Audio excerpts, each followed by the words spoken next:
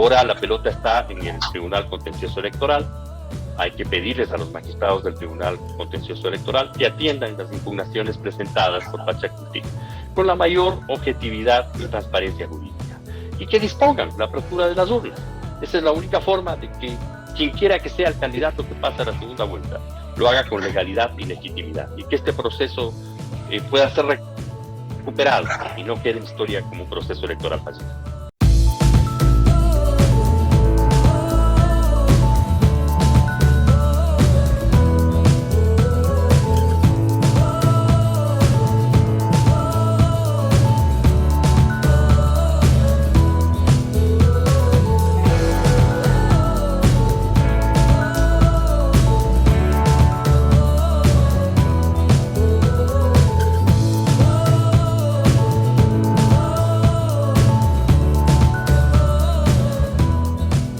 Estamos en el medio de un proceso electoral que todavía no sabemos si va a terminar siendo legal o ilegal.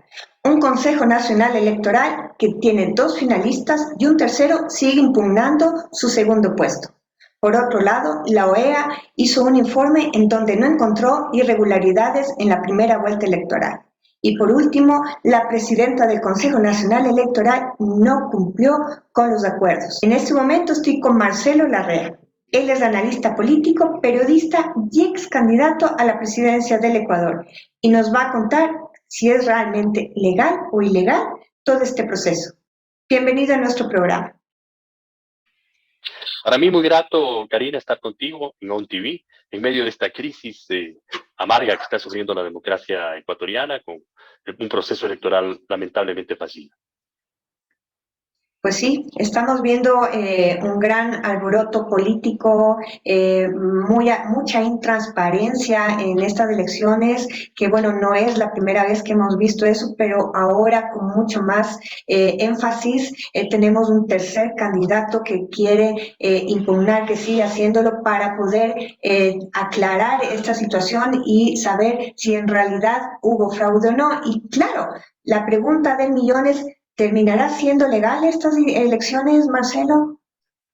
Bueno, hay demasiados vicios de ilegalidad en este proceso electoral y que evidentemente generan una sombra sobre los resultados electorales y que afectarán, si no hay correcciones de fondo, a quien finalmente sea electo y proclamado presidente. Estos vicios de inconstitucionalidad e ilegalidad empezaron realmente cuando el Consejo de Participación Transitorio designó a varios vocales del Consejo Nacional Electoral, inobservando el principio constitucional de que los partidos políticos no pueden estar representados en el Consejo Nacional Electoral. Pero es el caso de que el Partido Social Cristiano, y el caso de que Creo, y el caso también del correísmo, que tienen un representante en el Consejo Nacional Electoral, compuesto apenas por 5 representantes. Y hay 2 representantes supuestamente de movimientos sociales y que tienen una clara afinidad política. El caso de la señora Diana Tamaín es bastante evidente que ha trabajado de la mano con el Partido Social Cristiano en la gestión del Consejo Nacional Electoral. Esa es la primera gran irregularidad, pero luego hemos tenido sombras de irregularidades que se han ido proyectando en la gestión de este Consejo desde su formación hasta la actualidad y que han adquirido la mayor dimensión en una proclamación precipitada de los resultados electorales del 7 de febrero, cuando el conjunto del país estaba demandando una apertura de urnas para que precisamente no ocurra lo que ha ocurrido, que se proclaman resultados en los cuales la ciudadanía no cree, que no merecen confiabilidad y que no tienen legitimidad, lo cual socava las expectativas de que los 2 candidatos aparentemente calificados para ir a la segunda vuelta puedan realizar una estrategia política viable hacia la segunda vuelta. Tenemos las impugnaciones de Yacu Pérez, que no es el caso de una persona que ha perdido y que porque ha perdido reclama y cree que ha ganado, como lo dicen algunos analistas políticos del país, con claros compromisos con la candidatura del señor Lasso y sin independencia política.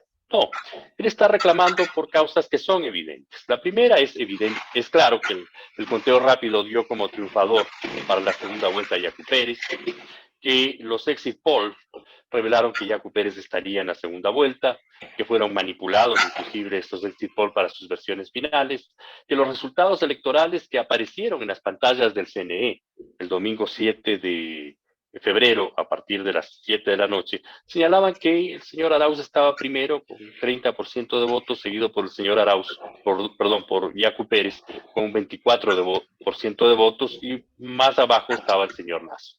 Y luego esos resultados se fueron modificando. Hay modificaciones que obviamente son permisibles por la carga de votos de distintos sectores, donde el comportamiento electoral puede ser distinto. Pero aquí hay una modificación de una tendencia que excede los límites de tolerancia. Esos datos están a la luz de todo el mundo. Sin embargo, además de esto, las urnas rezagadas en la ciudad de Guayaquil fueron abiertas sin que haya en las actas, sin que se presenten las actas originales, ni los duplicados, ni las notificaciones a los actores políticos suscritas por los miembros de las juntas receptoras del voto. Y se abrieron 1.880 actas, en las que un altísimo porcentaje, si no todas, no cuentan con las actas.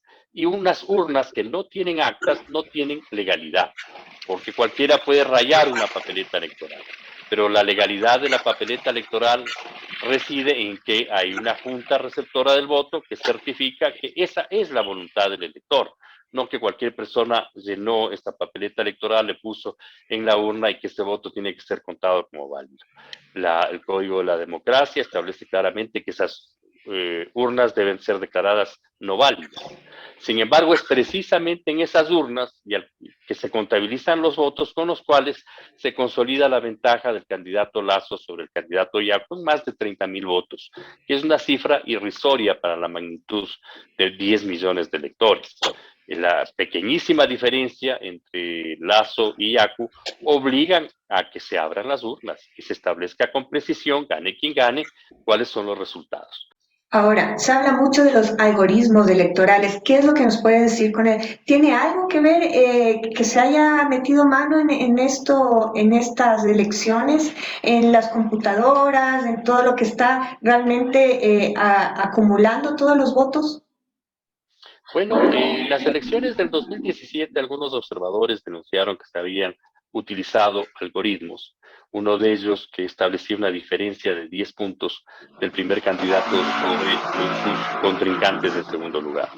Y que una manifestación del uso de este algoritmo es que a pesar de que los resultados siempre están cambiando, que suben, bajan votos, etcétera, siempre se mantuvo esa diferencia a favor del candidato Arauz. Este es un tema que debe ser investigado, por eso es importante que tanto la Fiscalía General del Estado como la Contraloría General del Estado hagan las diligencias pertinentes. En el caso de la Fiscalía, la investigación sobre el presunto fraude electoral, y en el caso de la Contraloría, la auditoría del sistema electoral. Porque si se comprobase que efectivamente se usó este algoritmo, evidentemente estaríamos ante un gigantesco fraude electoral. Si se comprobase que no se usó este algoritmo, simplemente se ratifican los resultados. Pero no puede ser que se pretenda ratificar los resultados imponiendo decisiones de hecho sobre la voluntad de los electores en medio de un ambiente de absoluta opacidad electoral. Por lo tanto, las decisiones del Consejo Nacional Electoral, no del Consejo, sino de los 5 vocales o de la mayoría de los vocales del Consejo Nacional Electoral, de bloquear las investigaciones preprocesales de la Fiscalía General del Estado, autorizadas por la Corte Nacional de Justicia en un debido proceso, lesionan muchos elementos. Primero, lesionan la República, la independencia, separación, equidad de poderes. El Consejo Nacional Electoral no es un Estado sobre el Estado. Tiene que obedecer a las normas constitucionales. Evidentemente tiene facultades privativas, como son las de la conducción del proceso electoral, pero no tiene ninguna facultad por encima de la Corte Nacional de Justicia, ni por encima de la Fiscalía, ni tiene facultades supralegales sobre la Fiscalía. Se ha hablado de la supralegalidad que tiene el Consejo Nacional Electoral en este momento. O sea, ¿por qué por un lado hablan de una supralegalidad y por otro lado se dice que no es así? O sea, ¿en qué momento debe intervenir la Fiscalía y la Contraloría, o si es legal o no legal que ellos intervengan en este tipo de asuntos que realmente solo le compete corroborar votos y todo lo que está sucediendo en este momento al Consejo Nacional Electoral? Bueno, hay una distorsión, hay una distorsión del tema. ¿A quién le corresponde el escrutinio de los votos, la organización del proceso electoral, la proclamación de resultados? Es evidentemente al Consejo Nacional Electoral, pero eso no le otorga competencias ni por encima de la Fiscalía General del Estado, ni por encima de la Corte Nacional de Justicia, ni por encima de la Contraloría General del Estado. La Fiscalía está haciendo una investigación preprocesal por el presunto delito de fraude electoral. El fraude electoral no es una irregularidad electoral, una irregularidad administrativa que pueda ser juzgada por el Tribunal Contencioso Electoral. Es un delito de carácter penal y por lo tanto la Fiscalía tiene todas las atribuciones legales para intervenir en el Consejo Nacional Electoral, verificar que las pruebas del delito, los instrumentos del delito, en este caso el sistema informático o el uso de algoritmos dentro del sistema informático, se han usado o no se han usado. Por lo tanto, bloquear esta investigación es bloquear la transparencia electoral. En el caso de la Contraloría General del Estado, la Contraloría tiene competencias para vigilar el buen uso de los recursos públicos, para garantizar su uso transparente y eficaz. Y tiene una competencia completamente distinta. Lo que la auditoría debe establecer es si los sistemas informáticos son confiables, operan con transparencia y eficacia, con la celeridad necesaria, etcétera, que es muy distinto a la proclamación de los resultados. Por lo tanto, no hay la tal intromisión ni intervención ni de la Fiscalía ni de la Contraloría en las competencias privativas del Consejo Nacional Electoral. Por el contrario, la decisión de los vocales de bloquear estas acciones sí expresan que tienen la pretensión de ser un Estado sobre el Estado. Están sobre la justicia, están sobre el control público, lo cual es absolutamente inadmisible. Estaríamos frente a una dictadura del Consejo Nacional Electoral con poderes supraconstitucionales que jamás la Constitución les ha dado. Hay un abuso evidente de facultades y de poderes del Consejo Nacional Electoral que constituyen una obstrucción a la justicia. Por lo tanto, la Fiscalía debe proceder de conformidad a la ley y, si es del caso, ordenar la detención de los vocales del Consejo Nacional Electoral que obstruyan la justicia. ¿Y qué pasaría luego? ¿Van presos en el caso de que haya ilegalidad en todo el proceso? ¿Qué sucede? ¿Se vuelven a llamar a elecciones? ¿Se vuelve a hacer un reconteo del 100%? ¿Qué pasa? O sea, porque todo también es un costo para el gobierno, es un costo para los ecuatorianos, es una pérdida de tiempo. Hay mucha gente ya contagiada de pandemia por estar en las elecciones armados, tratando de dar su voto. Es todo un hecatombe, digamos, que realmente creo que debería pensarse muy bien. O sea, ¿qué hay detrás de todo esto? Porque tenemos también un primer lugar con 30 y pico de votos ganados de acuerdo a los conteos, que es un señor Arauz, un segundo lugar que de acuerdo a los votos también es el señor Lazo, y un tercer lugar que está siendo impugnado, que finalmente quizás le están tomando en cuenta, pero finalmente no es tan legal el que se continúe a una segunda vuelta sin primero tener claro qué es lo que sucedió en la primera. Así es. Las acciones del Consejo Nacional Electoral son responsables de esta prórroga innecesaria. Incluso bloquearon un acuerdo que cuando se suscribió fue evidentemente un acuerdo ejemplar. Dos opositores políticos con posiciones diferentes acordaron abrir el 100% de las urnas en la provincia del Guayas, la provincia más numerosa electoralmente del país, y en 16 provincias del país. Si se hubiese cumplido ese acuerdo, ya tendríamos los resultados, y los resultados se habrían proclamado, incluso si tuviesen el mismo resultado. Es decir, si el señor Arauz y el señor Lazo fuesen a la segunda vuelta, o si fuese el señor Yacu o uno de los dos a la segunda vuelta. Pero eso no ha ocurrido, se bloqueó este acuerdo electoral, muy importante en la historia política del país y en la historia electoral del país. Y no solo eso, sino que inmediatamente el CNE se precipitó a proclamar resultados. Y entre esos resultados se proclaman con urnas que debieron haber sido declaradas no válidas y con votos que no debieron haber sido registrados porque no hay evidencia de que las juntas receptoras del voto hayan recibido esos votos. Es decir, con votos que pueden ser el producto de un paquetazo electoral. Todo esto extiende la sombra de un fraude electoral y de la ilegalidad e ilegitimidad de los resultados. Sombra que peligrosamente es información del nuevo gobierno. Si es que no está el contencioso electoral, ahora que arrestación de Pachacuti para verificar las urnas, no diera ese paso a este reclamo, que no es solamente el reclamo de Pachacuti y del candidato Yacu Pérez, es el reclamo del país entero. porque no se trata de que le regalen un voto al señor Yacu Pérez ni a ningún candidato. Se trata simplemente de respetar la voluntad legítima de los electores. Si los electores eligieron al señor Arauz, al señor Lazo, al señor Yacu o a cualquier otro para que vayan a la segunda vuelta, eso es lo que se debe hacer, no lo que digan los algoritmos y no lo que digan las manipulaciones que lamentablemente han ocurrido de trastienda en el proceso electoral. Ahora, ¿qué tenemos que esperar de aquí en adelante? ¿Seguimos con la segunda vuelta? ¿Esperamos a que la Fiscalía y Contraloría hagan rápido su trabajo y podamos seguir adelante? ¿Qué va a pasar, Marcelo? Tú eres analista político. Bueno, la primera cosa que está pasando es que Cuarunari y CONAICE han declarado un paro nacional progresivo. Este paro podrá ir adquiriendo cada vez una mayor fortaleza, es posible que así sea. Hay una indignación generalizada en la sociedad, no solamente de los seguidores de Yacu Pérez, sino de los seguidores de todos los candidatos, porque no se ve transparencia en los resultados electorales. Entonces hay demasiadas dudas sobre la legalidad y legitimidad de los mismos. ¿Cuál es la solución? Frente a esta crisis, la solución es abrir las urnas y ¿Al establecer 100%? cuáles son los resultados reales. Bueno, si es necesario abrir al 100%, al 100%. Pero ¿Es si un se doble empieza gasto? abriendo las urnas, bueno, no, porque la apertura de las urnas no es que sea un proceso tan complicado como tratan de presentar. En un día se pueden tener los resultados. De hecho, el mismo 7 de febrero ya teníamos más del 90% de los resultados en la misma noche cuando los escrutinios empezaron recién a las 5 de la tarde. De manera que no es cierto que no se puedan abrir las urnas y no es cierto que no se puedan recontabilizar los votos. Lo importante es que ahí se garantice la transparencia para que no haya ninguna duda de quién ganó, ganó, y de quién perdió, perdió. Eso es sano para la democracia, es sano para la república, es sano para los actores políticos y es sano para la estabilidad y seguridad política del país. Esos son los temas sustantivos que se están jugando en este momento. Por ejemplo, en el año de 1940, Ecuador sufrió un fraude electoral.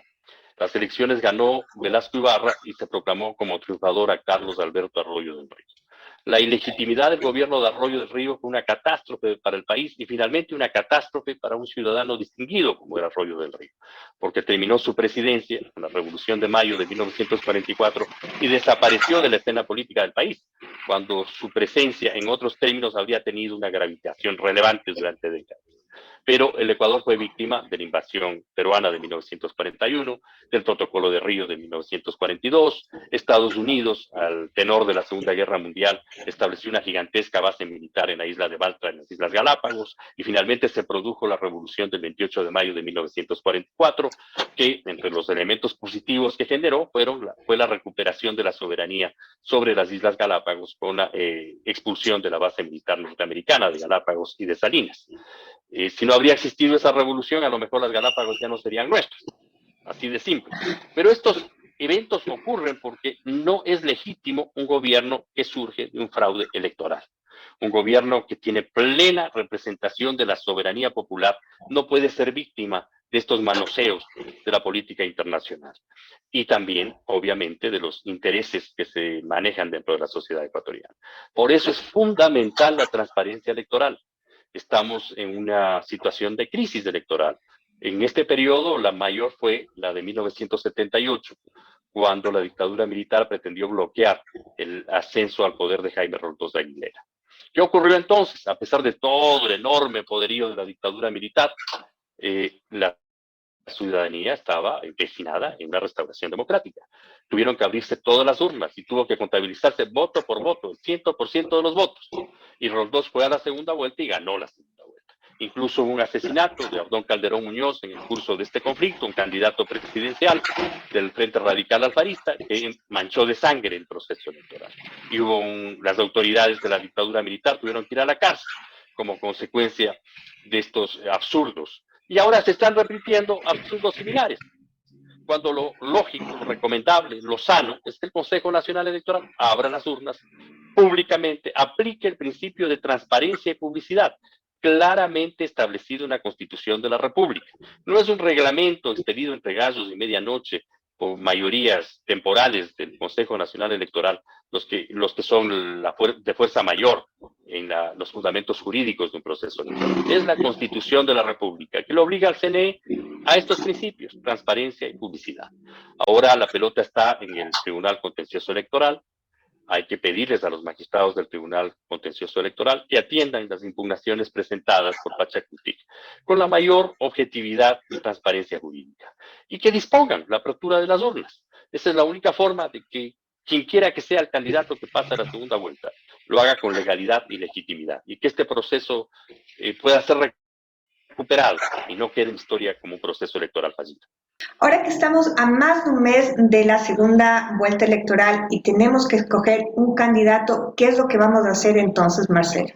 Evidentemente será ilegal. Y la sombra de la ilegalidad, aunque se pone el señor Arauz o el señor Lazo, estará toda su gestión gubernamental.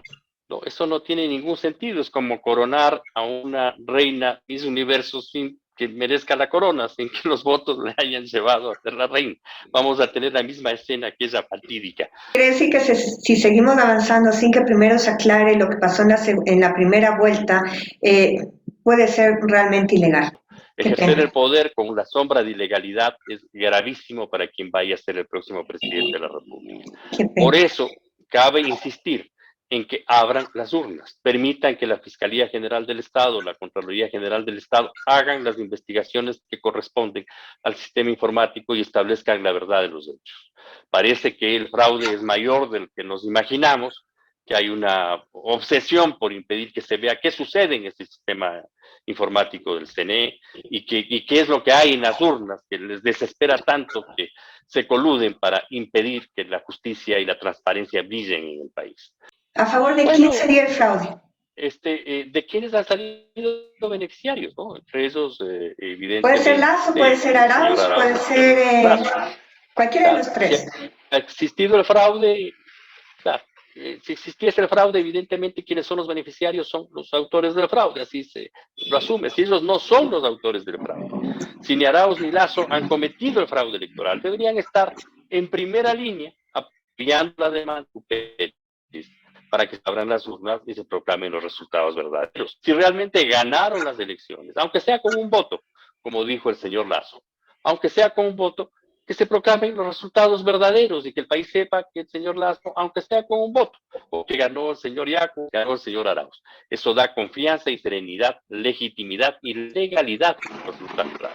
No se puede jugar con fuego y lamentablemente el Consejo Nacional Electoral y lamentablemente actores políticos, como el mismo señor Arauz, están jugando con fuego. Nadie había hecho ninguna observación respecto a la victoria del señor Arauz en la primera vuelta, pero él mismo salió a oponerse a las acciones de investigación preprocesal de la Fiscalía del presunto fraude electoral y él mismo generó una gigantesca nube de dudas sobre su victoria electoral. Y enseguida empezó el tema del algoritmo del 10% y enseguida Manaví empezó a reclamar que no había votado en la magnitud en la que dice el CNE que los manavitas han votado por Arauz. Y se empieza a cuestionar la legalidad y legitimidad de su elección.